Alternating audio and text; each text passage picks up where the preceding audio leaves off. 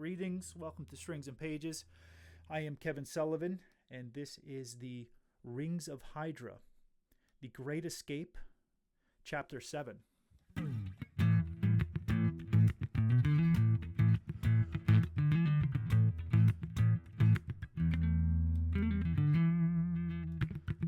David Hagen sat up in his little bed.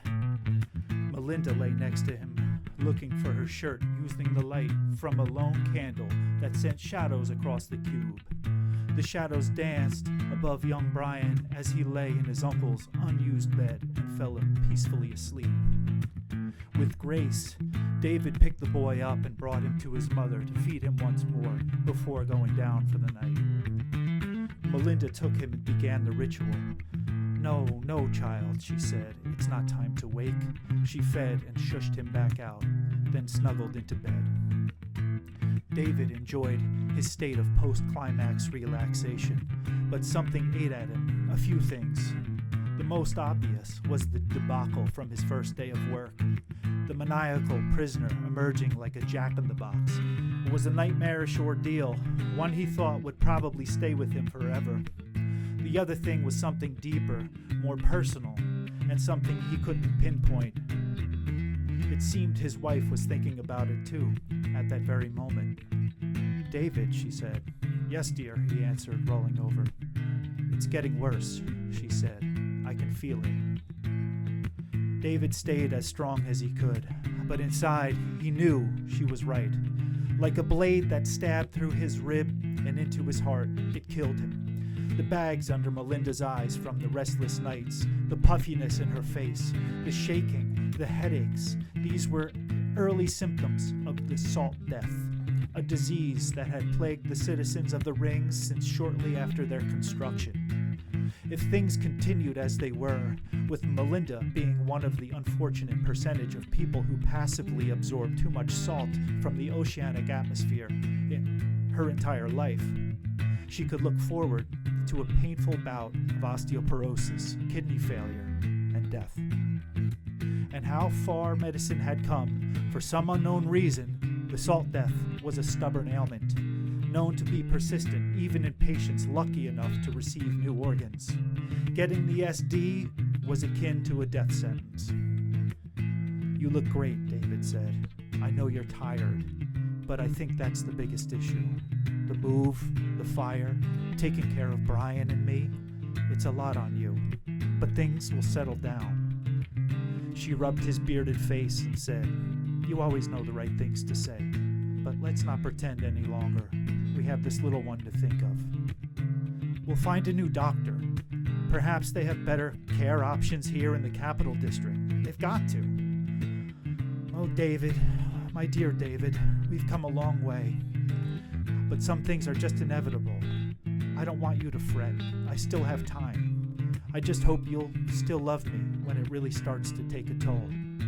"Don't talk like that," David said, tearing up. "Save that speech, Mel. I'm not hearing it. We will get through this together, just like we've done with everything else." Melinda cuddled her son and snuggled into the crook of her husband's arm. "Yes, we will," she said. "Good night, David." "Good night, love," he said. But David did not fall fast asleep. He hardly slept at all. He felt the pressure of the entire world on his chest. His wife's health, his son's well-being, the future in general. He dreamt of finding somewhere safe and healthy for his family to live, somewhere not so cramped together like hamsters in a cage. He had to get his family away from this place. He just had no idea where or how.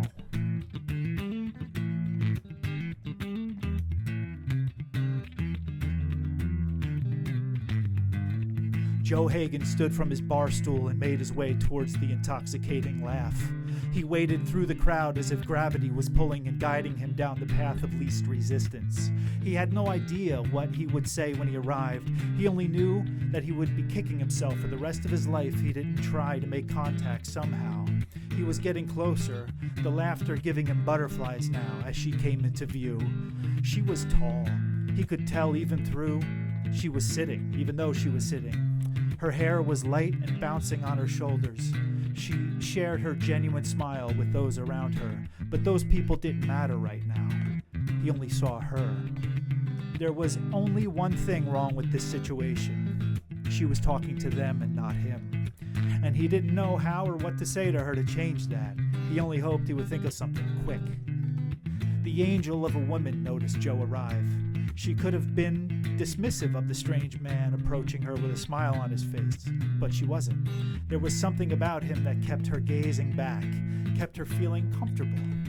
Joe pulled his short beard to a point and said, "I couldn't help but to hear your laugh from across the bar, and I was so entranced by it that I simply had to put a face to it." There was a moment of silence until he added, "My name is Joe Hagen. May I please buy you a drink, Miss Reed," she said. "Jen Reed." Joe offered his hand and she accepted the shake. "It's a pleasure to meet you," he said. "Is that short for Jennifer?" "No," she said, "it's just Jen, but with 2 N's. And yes, I'll take a chocolate mead, please." Joe Hagen was smitten on the spot. "Chocolate mead," he said. "I've never heard of such a drink. I mean, I've heard of mead before, obviously." "Oh yeah, mead's great," Jen said. "I love the crafty drinks. This is the only place I've ever had a chocolate mead before, but it's fantastic." "That sounds fantastic," he said. "I'd like to try it myself. Can I get anyone else around?" He noticed only now the 2 other women sitting with her. When he first arrived, they were guarded, but already that had changed. They both said yes to the drinks, and Joe turned to order them, hardly noticing the scowl on one of the men sitting next to Reynolds as he did. It wouldn't have changed his behavior anyway. Joe and Jen talked for 2 hours as the evening rolled into midnight. He had met her friends and they seemed nice, but the connection between him and Jen was undeniable. They might as well have been the only 2 in the bar. A few drinks in, Joe said, "I feel the eyes upon me. Some funny looks from some of the gang over there. Are you friends with them or something? Should I be worried?" "I've known them a few years," Jen said. "We're friends, so don't worry about it. That's Dizzy, the one glaring. He's kind of an a-hole on a good day, and I think he has a thing for me, so he might not be too happy watching us hit it off all night." "Have you 2 ever," Joe began to ask, then said, "Forgive me, that's none of my business." "No, it's fine," Jen said, "and no, we've never dated. He's okay, just not my type."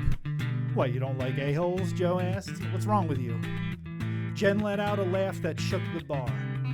"I think I like you," she said. Joe Hagen liked where this was going. Then he remembered that he no longer had his own cube, rather one that he shared with 2 other adults and a baby. "What's wrong?" Jen asked. "Did I say something?" "I loved what you said. It's just, well, the truth is, I'm embarrassed to tell you. I'm sharing a cube with my brother after my old one was destroyed in a mob fire a couple days ago." Jen batted her eyes. "Trying to take me home already?" "Oh no," Joe said. "I didn't mean, I'm just kidding, lighten up." Then her eyebrows raised at her own revelation. "Wait, you should apply for the Build to Home." "The what?" "It's called the Build to Home Project," she said, then lowered her voice. "Reynolds and crew, they're all in it. Basically, you sign up to build new cubes and you get to keep one for yourself. I don't know how big your brother's place is, but these new cubes are supposed to be very nice."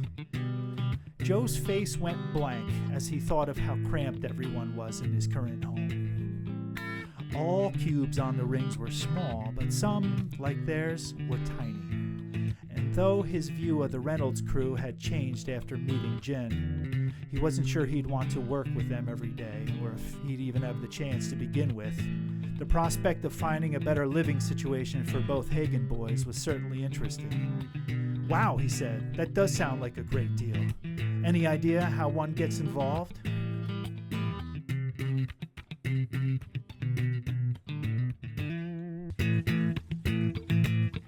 Jen's eyes began to wander, and Joe could tell she didn't want to ask the guys.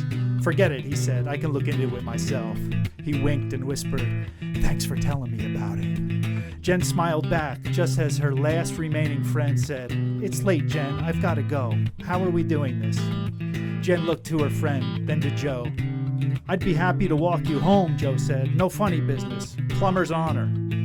Jen turned to her friend and asked, "You called the cab?"